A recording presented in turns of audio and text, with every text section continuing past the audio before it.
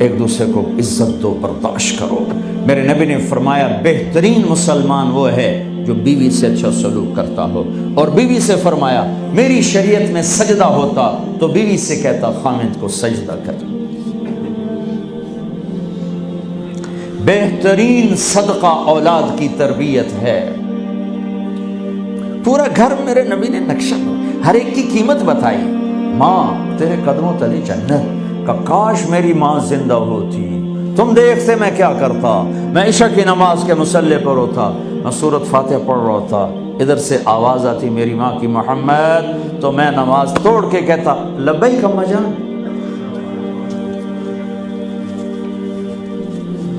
باپ کا تیرے جنت کا دروازہ ہے، باپ تیری جنت کا دروازہ ہے، کھولنا توڑنا نہیں، کھولنا توڑنا نہیں، توڑ دیا تو جنت میں نہ جا سکو گے۔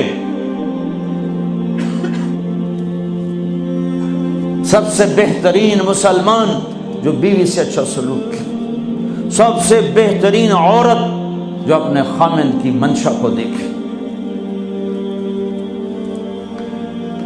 پھر آپ نے ایک عجب بات فرمائی جو معاشرے میں بہت بوجھ بنتا ہے جس کا، ہاں بھائی تمہیں ایسا صدقہ بتاؤں جس سے بڑھ کے کوئی صدقہ نہیں، تمہیں ایسا صدقہ بتاؤں جس سے بڑھ کے کوئی صدقہ نہیں۔ انہوں نے کہا جی کیا؟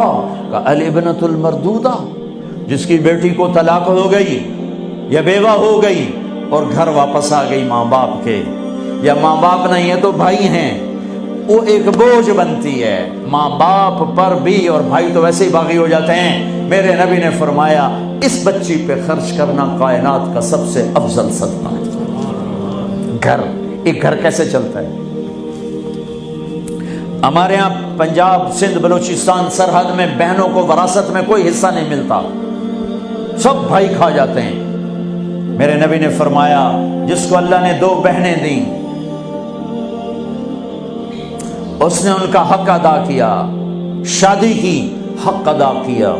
ماں باپ کی وراثت میں سے ہوتا ہے، اگر میں نے کوئی خود کمایا ہے اس میں بہنوں کا حق نہیں، ماں باپ سے اگر 1 روپیہ بھی آیا ہے تقسیم کیا جائے گا۔ جس نے بہنوں کا حق ادا کیا، شادی کی حق ادا کیا، اس پہ جنت واجب ہو گئی۔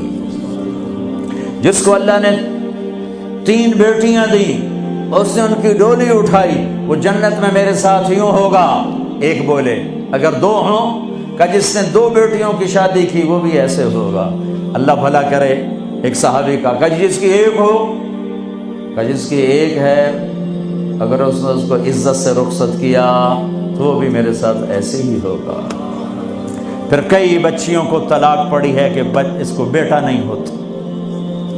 یہاں آنے سے پہلے کا واقعہ، پنڈی سے بچی رو رو برا حال اس کا، میں تو فون سنتا ہی نہیں ہوں ایسے کہ میرا تو کلیجہ پھٹ گیا ہے۔ ہے کہنے لگی کہ سسرال نے کہا تھا بیٹی ہوئی تو طلاق دے دیں۔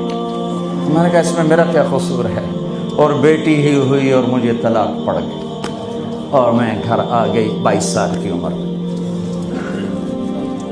بیٹی دینے والا اللہ اور ظلم کرنے والا سسرال۔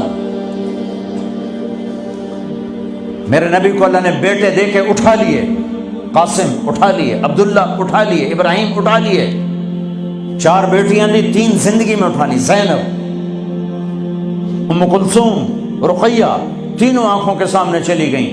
فاطمہ سے نسل چلی، آپ نے فرمایا لوگوں کی نسل بیٹے سے چلتی ہے، میری نسل میری بیٹی فاطمہ سے چلی تھی۔ اس لعنت کو دھویا۔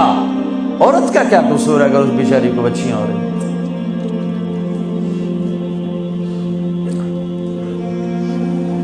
جس نے اپنی بہنوں کو حق ادا کیا، جس نے بیٹیوں کو ڈولے میں بٹھایا، ان کا حق ادا کیا، کہ جنت میں یوں ہو جائے گا۔ بہنوں کو دینا اتنا ضروری ہے، حرام ہو جاتی ہے روٹی۔ میں نے مولانا جمشید صاحب میرے استاد ہیں، میں نے ان سے تفسیر پڑھی۔ میں ایک دن شہد کی بوتل لے کر گیا، پرانی بات ہے 76-77۔ میں نے کہا حضرت یہ ہدیہ ہے۔ فرمایا کہاں سے لائے ہو؟ کہ میرے اپنے باپ کا ہے۔ فرمایا تیرے باپ نے اپنی بہنوں کو، تیرے باپ نے اپنی بہن یعنی میری پھوپھیوں کو، تیرے باپ نے اپنی بہنوں کو زمین میں سے حصہ دیا تھا؟ یہ سوال کیوں کیا؟ 10 روپے کی شہد کی بوتل تھی اس وقت، کہ اگر دیا تھا تو یہ میں لے لوں گا، اگر نہیں دیا تو پھر یہ حرام ہے، میں نہیں لوں گا، یہ مطلب تھا۔